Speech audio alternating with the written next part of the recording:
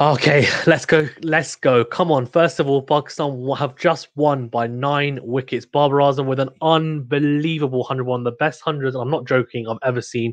And you know what I'm like. I'm normally quite grounded. I'm not going to be grounded. I'm going to be completely hyped. So if you don't want to see a Pakistan fan be extremely excited and happy about Pakistan winning, then you know what? You're gonna have to watch the rest. But if you are okay with it and you want to see it, then carry on watching because this is gonna be a very happy Pakistan supporter. Talking about Pakistan chasing a record total 204. The previous was the highest 189 in that first T20. We've just chased over 200. Can you ever imagine Pakistan ever chasing over 200 in a T20? I'll tell you the answer to that question. No. Now we've just done it and in unbelievable fashion. And it's thanks to, okay, two people, but majority to one man, Babar Azam. Now we always have this debate. How good is Babar Azam? People calling him a minnow basher. Oh, he just does it against Zimbabwe. Blah, blah, blah. He's just become the ODI, number one ODI batsman in the world. Overtaking an unbelievable player in Virat Kohli, who's had it for like years. People always comparing those two. Blah, blah, blah. Well, guess what's just happened? Guess what's just happened? I'm going to get a lot of stick for this, but he's just got his maiden maiden T20 100, sorry, even. And he's done it in unbelievable fashion. 122 of 59 balls, a strike rate of 207. People were giving him stick after the second T20 because he hit a runnable 50 and because didn't realize the scenario. Didn't say, actually, okay, fine. You know what? He was trying his best, just wasn't in form. It happens. Now he's completely silenced the critics with an unbelievable knock and against a so-called weakened side, which is fine. But you know what? You can only bat with who's in front of you. And you know what? Not everyone's got a T20 century to their names. Some of the best players ever, right, in this current generation don't. I'm not going to name names because I'm going to get stick for it, but you know who I'm talking about. You know what sheep I'm talking about. And again, this isn't me saying that Babar Azam is better than anyone. All I'm saying is put some respect on the man's name. Babar Azam is an unbelievable player, and this is one of the best hundreds I've ever seen. And the commentators knew they were in the presence of greatness, and he is going to become a great. He is already becoming a great. He will become a great if it carries on in this vein, because this was just an incredible knock. It really was, especially chasing a 200 plus score. Whew. Okay, that's my slight rant over. Let's get straight into this because I'm so hyped to do the review for this. First of all, I'm going to give complete props to South Africa for putting on an unbelievable display of batting in the first place. The average first total score at Supersport Park is 209. Okay, that's the average score at Supersport Park. So this is clearly a batting track. It's clearly a track which is normally pretty flat. It comes on quite nicely onto the bat, as we saw. And South Africa definitely showed that this is a good batting track. And it's not taking anything away from the batsmen because they batted phenomenally in the first 10, 12, 13 overs. And Pakistan put them into bat first. Clearly, this mentality of Pakistan not being able to chase or being under pressure or hesitant or nervous chasing is gone. That's now completely dissipated with Babar Azam as captain. He's happy to do it. He actually wants to do it and maybe thinks, well, actually, we know what's on the board then, and we can then, I guess, calculate and put a game plan in accordingly, depending. Now, Yanman Malan and Markram open, and these two, I cannot go on enough about how good Aiden Markram is. This guy is just supremely talented. Seriously, I mean, 63 of 31. I'll tell you what, if Bob Rosman hadn't hit that 100, I'm telling you right now, I'm going to be talking about this for about 10 minutes. But because he unfortunately got usurped, I'm not going to be talking about it for that long, but I'm still going to give it the the accolade that it deserves, because this is 3 consecutive 50s for Aiden Markram in T20 internationals. Now, could you have thought of that or even imagine that would be the case before the series? Probably not. I was thinking he might only become a red ball player because his ODI form has been terrible for someone of his quality. Average of 28, didn't score any runs in the recent series. They put him in the T20 side, and I'm thinking, really? I mean, is he going to be able to do that well there? I mean, I know he's got all the shots in the book, but can he bat at that rate? Can he bat at that acceleration? Does he have those gears? He completely put any doubts I had into the dustbin and said, you know what, you're an idiot for thinking that. And in the first T20, scored a fantastic 50, second, fantastic 50, third one, an unbelievable 50 once again. And can I just say, one of his trademark shots in this series has been hitting a six over extra cover. Like, he's making it look easy. This is not an easy shot. That's one of the hardest shots to hit ever. And I'm not joking when I say that. Now, this guy is an absolute beast of a player. South Africa have got a very, very good headache. They need to think about whether they want to open with Aiden Markram or Quinton de Kock, or Janman Malan or Quinton de Kock, because yes, Janman Malan has been good. And look, he scored a very good 50 as well, 55 or 40 balls, slightly slow. It wasn't the 200 strike rate like Markram. It was a strike rate of 138, but he was still a very good 50. He got over his, I think, perceived weakness with spin. Pakistan tried to open up with Mohammad Nawaz again with Shaheen Afridi, and Nawaz in the end bowled quite well, but to Janman Malan, he tore him apart actually in that first over or second over of his spell. And really, it just looked like it wasn't going to pay off. You know, we weren't going to be able to get him with spin. Eventually, he fell to Nawaz, but not before causing some serious damage to the Pakistan lineup. And when Markram fell, they were 108 for 1. Now, Nawaz bowled him a fuller delivery. Markram went to sweep it, completely misjudged the length, cleaned up. They were going at over 10 and over, right, when Markram left. And you're just thinking, this is an absolute blitz. And I'm thinking, okay, I really hope, as I'm live streaming this, I'm just saying, I really hope Pakistan can keep on picking up wickets. Now, unfortunately, George Lind came in at 3, and they thought, we're going to put George Lind in when Mohammad Nawaz is on, because we know that's going to bowl into his arc. And George Lind paid up. 22 off 11 for him, 1 4 and 2 6s, strike rate of 200. Yes, he fell to Fahim Ashraf, chopping on, unfortunately, onto his stumps. It was a pull shot off a slow delivery. But you know what? He did his job. They promoted him up the order, and he did his job. And when he left, they were 141 for 2 off 13.2 overs. This guy propelled them to over 10 and over. They're going at nearly 11s. Now, that's just unbelievable stuff. Janman Malan, unfortunately, he had to go as well. This time, this was a bit more bizarre, to be honest with you. And Mohammad Nawaz and Pakistan in general, I think, applied some pressure here because only 2 runs had been conceded for nearly an over. And Janman Malan went to reverse paddle Mohammad Nawaz. A bit of a strange choice shot selection, if I'm being honest with you. And just looped it straight to Fahim Ashraf at short third man. Very welcome wicket for Pakistan, it has to be said, because, again, the game was getting away from us. But that wicket definitely helped. Those 2 quick wickets of Lind and Malan. Klaasen then came to the crease, and we had him and Van der Dussen. They rebuilt slightly. Klaasen with 15 off 12, but then he could only chop on when Hassan Ali bowled him a peach of a Yorker, in-swinging Yorker, and inside it onto his stumps. Hassan Ali, very expensive today. 4 overs for 47, only that 1 wicket, economy of 11.75. Look, I mean, he can be expensive at times. I think this definitely wasn't his day for sure. But to be honest with you, all the Pakistan bowlers went for more than 9 and over. And I think, judging by what's just happening in hindsight, it's a very flat track. You can't expect your bowlers to be going at 7s for the most part. So, look, a pretty decent display from the rest of them, which I'll go into. Mohammad Nawaz especially, he only went for 38 off his 4 overs, and also picked up 2 vital wickets. The 2 openers who were set on 50 plus and 9.5 economy as well for him. Van der Dussen, very decent return to the team for him. 34 not out of 20 balls, 1 4 and 2 6s, strike rate of 170. And he looked good slotting back in there. He's an all-format player, and he's a class act.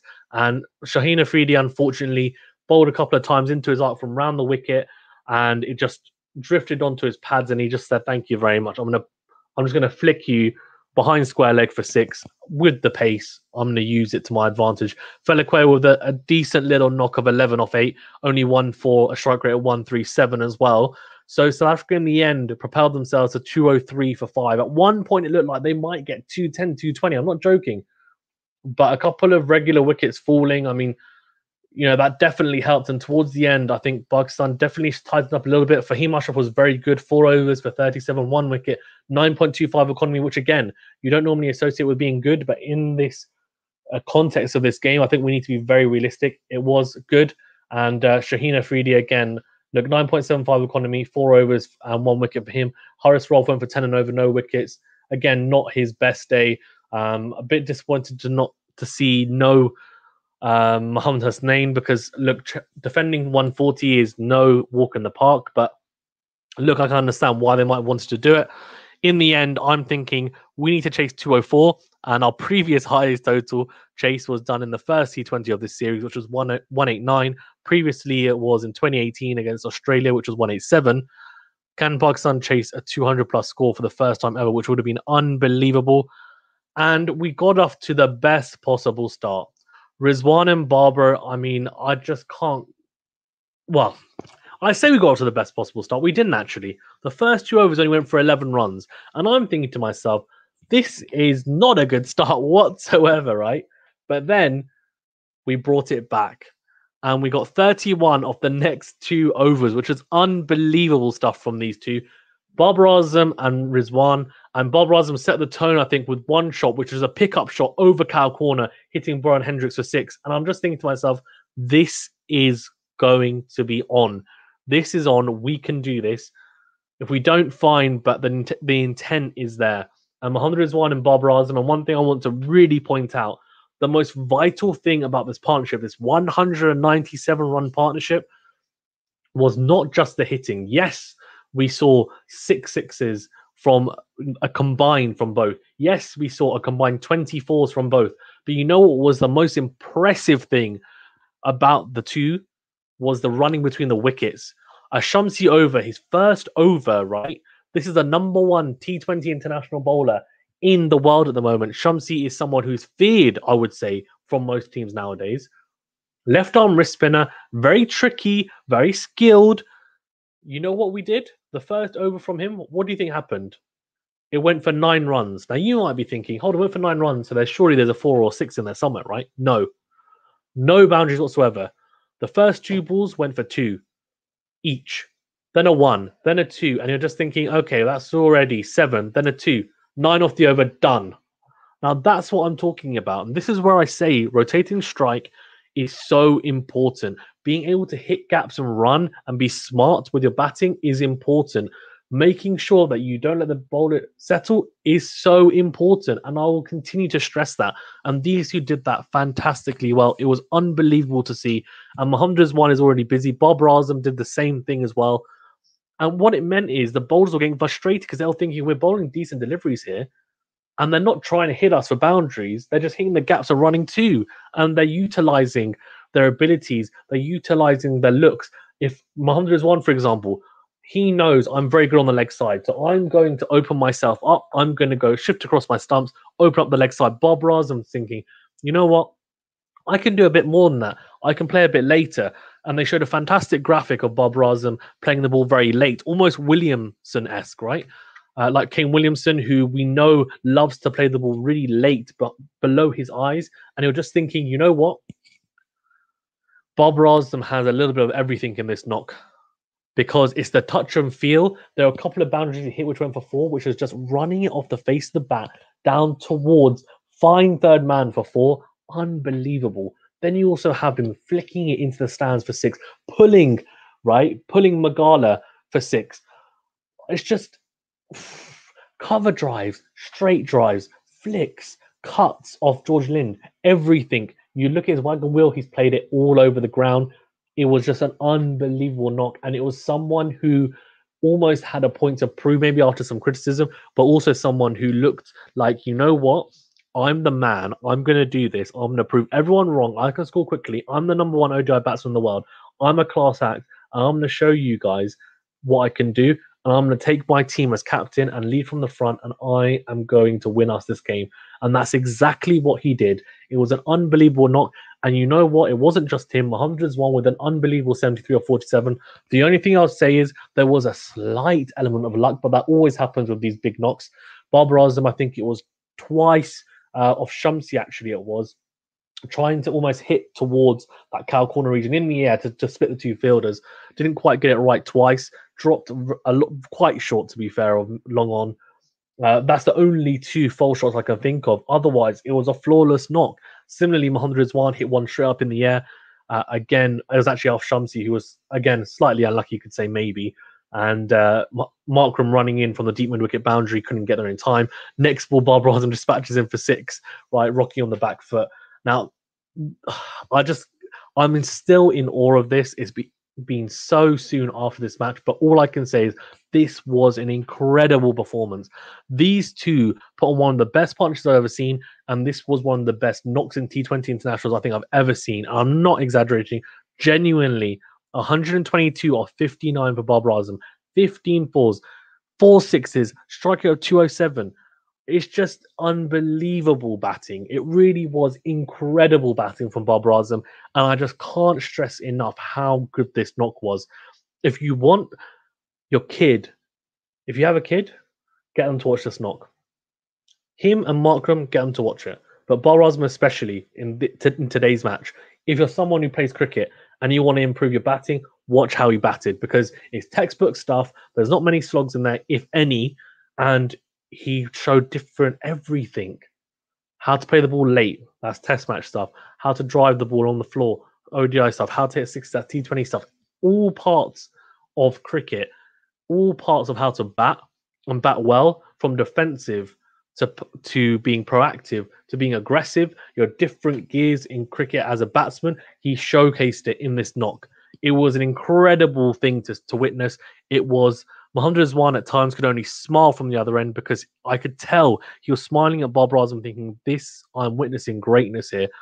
And it was just an unbelievable knock. It really was. And that's all I'm going to say. I'll talk about it more, I'm sure, in a different video as well. But unbelievable stuff from him. Mohammad Rizwan as well. He's so innovative. He's such a good player. And I had my doubts about him at the top of the order. You know what? I was wrong. I'll hold my hands up, I was wrong, because he is perfect at the top of the order. He's perfect. Rotates the strike well. He can hit the ball long. He is very innovative. And from his 73, right, only 32 runs. 32 runs were boundaries. But he still had a strike rate of 155. That says it all. Babar Azam, what? So 15, so 60, 84 of his runs from boundaries, 122 runs. But that's still a third of his runs from singles and twos. He's still putting in the hard yards, and that's what I mean. That's the difference. That's what bridges the gap between good players and great players. I'm serious when I say that. Anyone can hit a ball 4 or 6. Anyone can have that. But can you manipulate a field to what you want it to be? Do you have that cricket IQ and that intelligence to be able to have the bowler in the palm of your hand, right? Eating out the palm of your hand and saying, you know what, I can do whatever I want with you, because you know what? Oh, okay, you've put long on up. I'm gonna hit over long on. Oh, you put him back. Okay, but that means that now, okay, fine. You've had deep points come in. Okay, I'm gonna cut through point. I'm gonna open up leg side. I'm gonna open up offside. Babar Azam has that. He's a special player. We need to put respect on his name, because that was an unbelievable knock. His maiden ton, T20 ton. T20 international ton, sorry. Unbelievable knock. I can't stress enough how good it was. Unreal. On the bowling front for South Africa, I mean, look, George Lind was pretty tight, to be fair to him. 4 overs, 38, economy of 9.5. Not as tight as he has been in previous T20s, but he did get torn apart a little bit by Babar Azam at times, and also Mohammad Rizwan. So not the tightest he could have bowled, but look, the first 2 overs from South Africa went pretty well. It's just a case of after that first 2 overs, Pakistan just accelerated, and there was no stopping it. There was no stopping it, because even when Babar Azam got out from Williams, he got out and you're just thinking, okay, and he went to uppercut a delivery, which was a bit short and wide, and it was caught just a very faint edge behind to the keeper. Fakhar Zaman came in, 8 off 2 balls, back-to-back falls, done. Thank you very much, man in form. Brian Hendricks, he was really expensive. 4 overs, 55 runs. Williams was a standout. And actually, Mohammed Hussain, one of my subscribers, I'll shout him out, because he actually said, and he was very right in saying so, Williams has something about him, and he does. 4 overs for 34, 1 wicket, the best economy of all the bowlers on show today. 8.5 economy, bowled at the death as well. He was swinging the ball both ways with a white ball, which was old, 15, 16 overs old. Had a little bit of pace about him, has a little bit of bounce as well. He's got some aggression. He's a good bowler, very skilled. Keep an eye out for him. Shamsi, 3 overs for 39, 13 economy.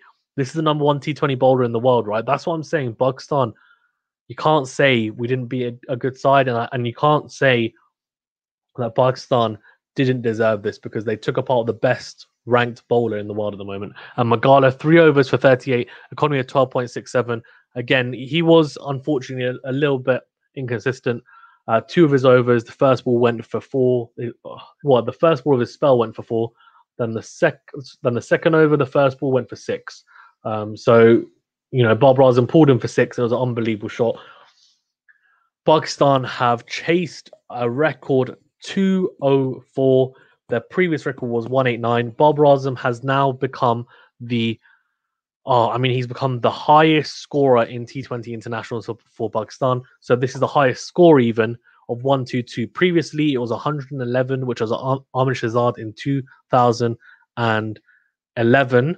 I think it was. Sorry, 2014 even. Ahmed Shahzad with 111 not out. Babar Azam usurped that massively by 11 runs, and he is now holding the record for the highest ever total from a Pakistani in a T20 international. Unbelievable stuff from not just Babar Azam, from Mohammad Rizwan, from Fakhar Zaman, from the whole team.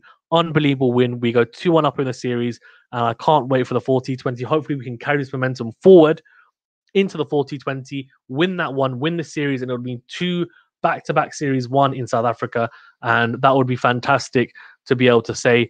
Really, really good. I can't stress enough. Winning by 9 wickets as well with 2 overs to spare.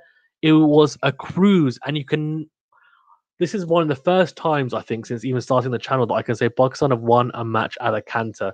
That is unbelievable to say and see. Hopefully we see more of it. Thank you very much, Pakistan. Thank you everyone for tuning in. Please remember to like this video and subscribe and share the video and comment. All that good stuff. You know what to do. Let me know what you thought of the match as well in the comments. Thank you very much. Apologies for going on a bit longer than expected. And also, I can't believe I didn't say that at the start about liking and commenting and sharing. Okay, thank you very much, guys. Take care. See you later in the next video. And if you want to check out the live stream I did on the match, go check it out, especially the ending. Let's just say I got a bit excited. Stay safe, stay well. Good evening, good night, good morning to all of you. And I will see you on the next video. Thank you very much.